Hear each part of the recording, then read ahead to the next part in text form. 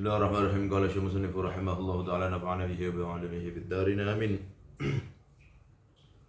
Bismillahirrahmanirrahim. Ila an qalna waqidul wudu'i utawi iku bakon nerangake pira-pira perkara kang batalake wudu nang waqidul wudu'i utawi pira-pira perkara kang batalake wudu iku arep ngatur ana papat.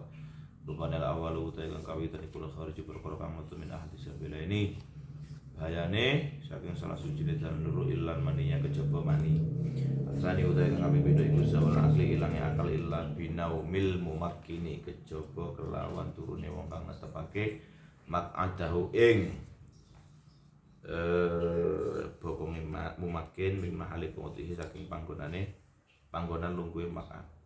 Asali utai kang kami telu iku iltika ubasyaratar rujuli tetemune kulit te wong lanang wal marati lan wong wedon al kafirune kang gedhe karone al ajnabi ini kang wong liya karone. Minaghairi hairin saking tanpa aling-aling. Rabi utai kang kami papat iku masuk bil adamiyin demek kubule menungso aw halqati tuburi utawa longe dubure adami. Bibat rahati kelawan jerone epe-epe au butun lasobi utawa pira-pira jerone pira-pira driji. Ya rumu ala man taqada wudu'uhu ma utai perkara iku ya rumu kang haram apa ma alaman ing atase wong intaqada kang batal. Intaqada kang dadi batal. Intaqada kang dadi batal apa wudu'uhu wudune man. Ya rumu haram alaman ing atase wong intaqada kang batal apa wudu'uhu wudune man apa arba atau asya apa pira-pira suci-suci. Rupane as-salatu salatu wa fulan tu masul mushaf lan dene mushaf wa hamluhu lan gawa mushaf. Wallahu a'lam bishawab. Bismillahirrahmanirrahim. Bab ini kemudian dilanjutkan dengan segala perkara apa yang membatalkan wudu. Perkara yang membatalkan wudu itu dalam dari proses ilmu nahwu sebagaimana dikemukakan oleh pengarang kitab Yaqutul Nafis ada 4. Yang pertama, segala sesuatu yang keluar dari jalan dua kecuali mani itu najis. Apapun itu yang keluar dari jalan dua, baik itu yang mu'tad maupun yang tidak mu'tad, baik itu yang sengaja maupun yang tidak sengaja, baik itu yang biasa maupun yang tidak biasa, baik itu berupa sesuatu yang boleh dikatakan najis atau tidak najis ketika tidak keluar dari situ, ketika tidak keluar dari situ.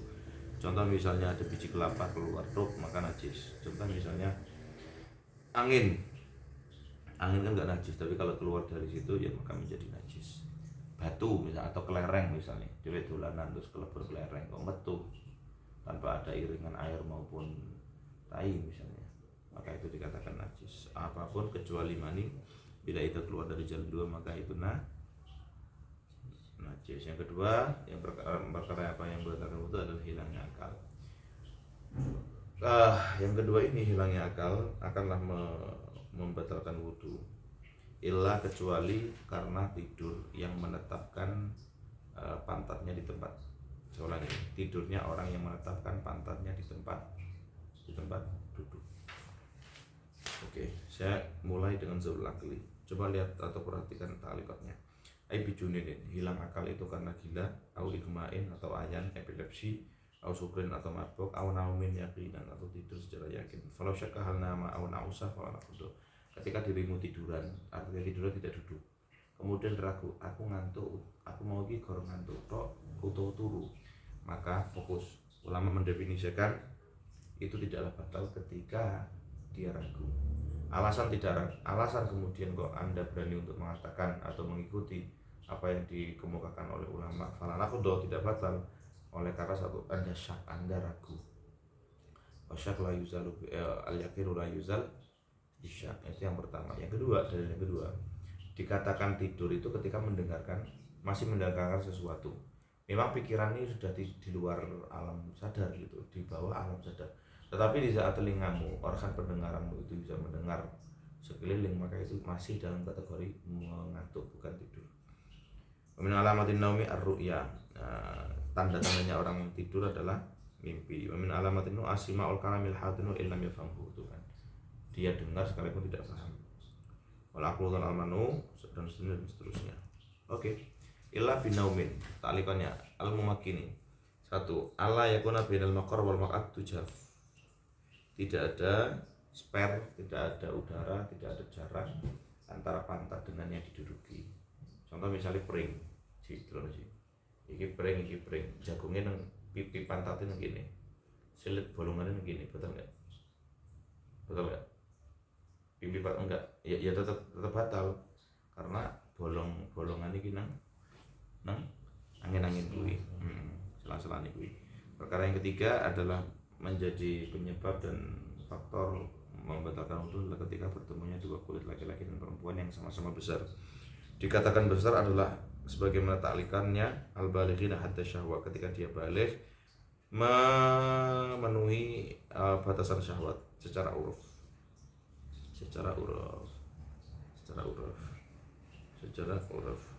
Inda arbabit taba'is salimah fala naqdu idza lam yablughu ahaduhuma.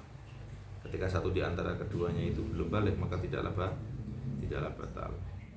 Dua-duanya sama-sama balik.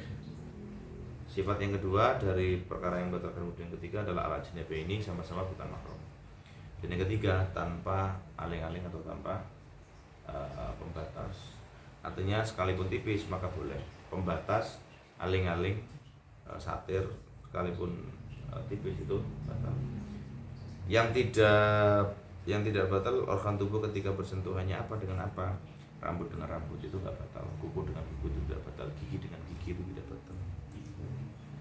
Ngoten. Wallahu alam. Kemudian yang keempat, perkara yang membatalkan wudu adalah masukul adami. Demee apa iki? Kubul kelamin yang bagian depan atau halqati duburihi. Dobole silit kuwi. Demee nganggo apa? Batnir roha. Epek bagian dalam. Ketika jawanibur roha, kiwa tengene atau permukaan sampingnya roha, maka tidaklah batal. Atau botol asobe, jemari bagian dalam. Artinya kalau ketika jemari bagian luar itu tidak batal. Ngoten nggih. Jemari bagian samping kanan kiri itu juga tidak batal. Ma yahrumu ala man taqaddam. Sekarang kita berbicara tentang perkara apa yang haram untuk dilakukan bila mana Anda tidaklah memiliki wudu atau batal wudunya. Bila Anda batal wudunya maka 4 perkara yang harus kamu hindari. Pertama, saat Anda tidak memiliki wudu, Anda wajib untuk meninggalkan sholat. Artinya sholat tidak boleh dilakukan saat Anda tidak memiliki wudu. Tidak karena kamu misalnya pengen sholat terus gak punya wudu, lantas kamu sholat, gak bisa. Harus mengikuti prosedur.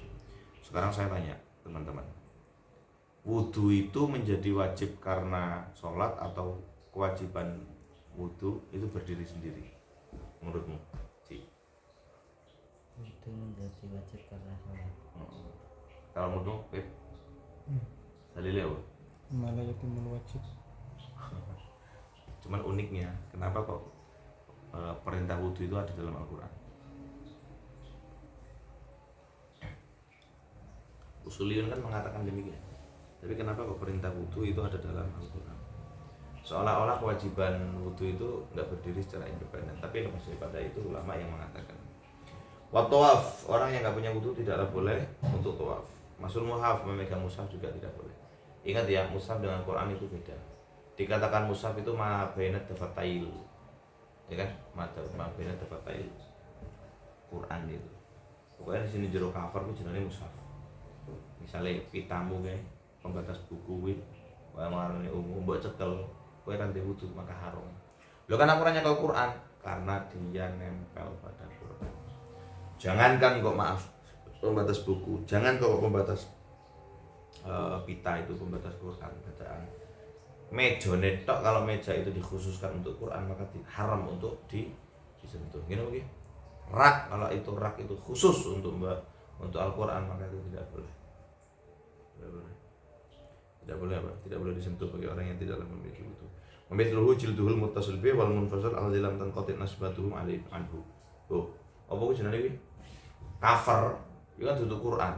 Tapi ketika protol terus awakmu nganggep lah cover iki engko tak nggo anu Quran.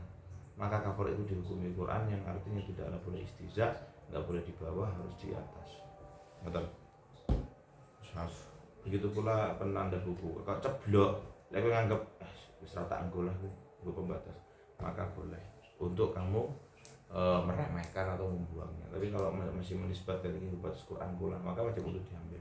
Wa hamluhu, sebagaimana memegang itu enggak boleh, membawanya juga enggak boleh. Wa hamluhu rujukan taklikan nomor 2, wa yajuzu hamluhu ma'amata'in in qasodal mata'a. Ya, bagus. Kalau kamu beli Quran enggak boleh dibeli ya. Quran itu adalah akadnya apa, Beb? adalah naklul manfaat, pindah kemanfaatan. Quran itu nggak boleh dijual juga nggak boleh dibeli, catat itu. Nah, ketika kamu misalnya ngambil Quran dari toko, terus kemudian dimasukkanlah itu Quran atau mushaf ke dalam tas, maka pertanyaannya atau dalam kresek, pertanyaannya apakah kita memboleh Quran yang ada di dalam kresek? Maka jawab tegas, ya juzu hamluhu ma'amata ingin qasud. Maka ketika kamu letakkan di dalam kresek itu Quran bersama dengan pensil dalam rangka niat, aku niat nggawa pulpen, aku niat nggawa pensil, masih jalan Quran ini, maka itu boleh.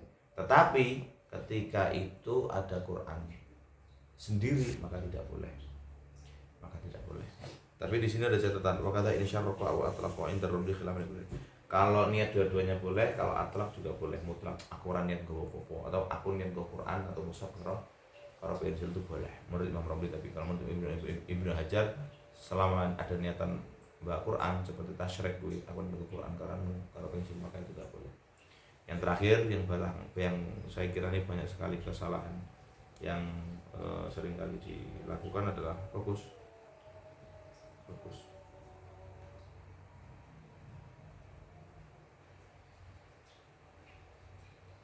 Hamluhu ma'a mata'in in qasodal mata. Kadang iku wong nyeblokne mata itu karepe dhewe. Padahal dikatakan mata itu adalah ketika matanya itu yang memiliki harga. Indahu qimah. Artinya misalnya kowe nglebokne watu kerikil enggak boleh, enggak sah. Kowe nglebokne biji semongko enggak sah karena itu enggak punya qimah, enggak punya harga begitu. Wallahu a'lam bis.